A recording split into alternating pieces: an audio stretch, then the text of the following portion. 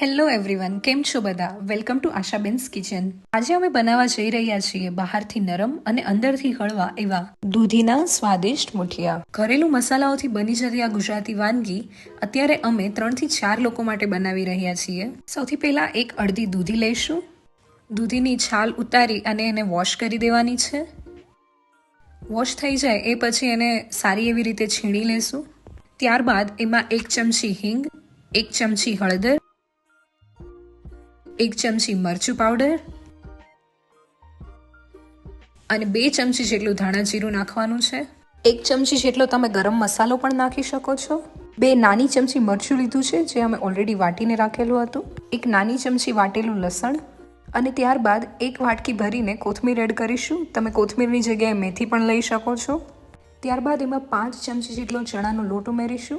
ચણાના લોટની સાથે તમે 2 થી 3 ચમચી બાજરો પાણ ઉમેરી શકો છો, જે અમે અત્યારે નથી યુઝ કરી રહ્યા. મુઠિયા ઓર સ્વાદિષ્ટ બને એટલા માટે એમાં 2 ચમચી જેટલો રવો ઉમેરીશું અને અડધી વાટકી જેટલો ઘઉંનો લોટ એડ કરીશું. મુઠિયા ઓર નરમ બને એ માટે 1 ચમચી જેટલું દહીં ઉમેરીશું. સ્વાદ અનુસાર મીઠું ઉમેરવાનું છે.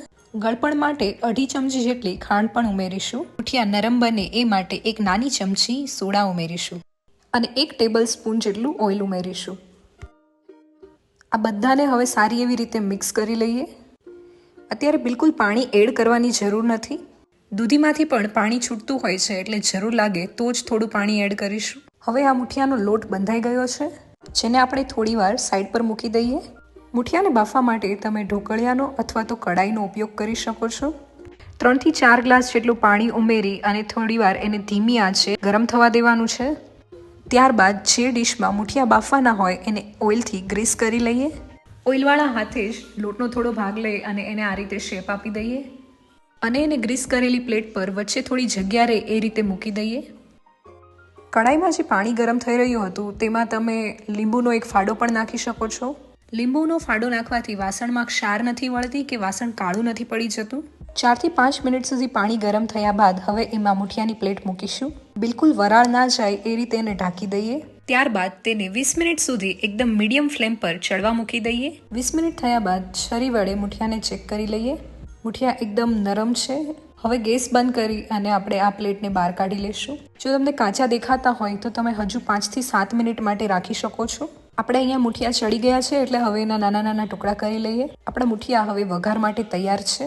વઘાર માટે એક કડાઈ લઈએ. મુઠિયાની ક્વોન્ટિટી પ્રમાણે ઓઇલ એડ કરવાનું છે. અહીંયા અમે 2 ચમચા જેટલું ઓઇલ એડ કર્યું છે. રાઈનો વઘાર કરવાનો હોવાથી ઓઇલને એકદમ ગરમ થવા દઈએ. ત્યારબાદ એમાં 3 થી 4 ચમચી જેટલી રાઈ ઉમેરીશું. રાઈના દાણા થોડા ફૂટે પછી એમાં 1 ચમચી જેટલી હિંગ ઉમેરીએ. થોડા મીઠા લીમડાના પાન અને અડધી મુઠ્ઠી જેટલા તલ વડે વઘાર કરીએ. ત્યારબાદ તેમાં મુઠિયા ઉમેરી અને એને સરખી રીતે હલાવી લઈએ. હવે થોડી કોથમીર એડ કરી દઈએ એટલે આપણા મુઠિયા રેડી છે. જો તમને આ રેસીપી પસંદ આવી હોય તો વિડીયોને જરૂરથી લાઇક અને શેર કરજો અને અમારી ચેનલને સબસ્ક્રાઇબ કરો. ગરમા ગરમ અને સ્વાદિષ્ટ આ મુઠિયાને તમે ગ્રીન ચટણી અને કેચઅપ સાથે સર્વ કરી શકો છો અને ચા સાથે તો એકદમ જબરદસ્ત લાગે છે.